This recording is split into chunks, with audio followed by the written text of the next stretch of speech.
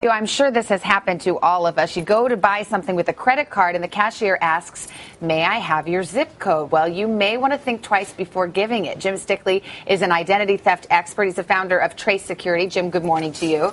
Let's just first get the simple answer. If the merchant asks me for my zip code, should I say yes or no? Just say no. Why is that? Well, it turns out the merchants are getting a little crafty, and what they do is they'll take your name off your credit card, then they take your zip code, which is that little bit of information. They can go to databases and pull your full address, sometimes even your phone number and your email address, and suddenly you're on their mailing list. And so that means you're getting a ton of junk mail.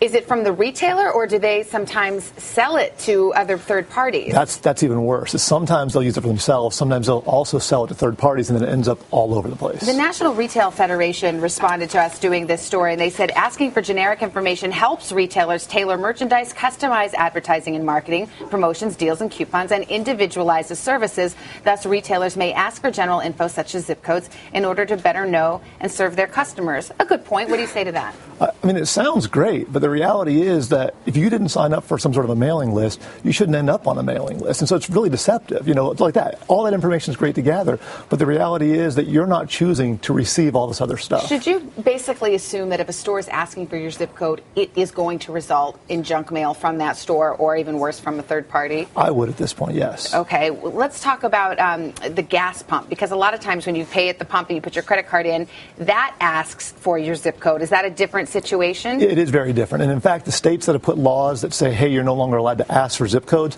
still allow them to be asked at the pumps because it is actually being used for authentication. You bring up a good point. Two states, actually. I think it's Massachusetts and is it California? Yeah, the California. Other? They've actually outlawed the asking for a zip code. Correct. They're the first two that have done it. And it looks like several other states are probably going to. A couple of other things. Sometimes I'm noticing it's more common now. You go to the store and they say, do you want us to email you your receipt? Do you have any red flags about that? Yeah, I mean, personally, I'm on enough mailing lists already. I don't want to be on any more.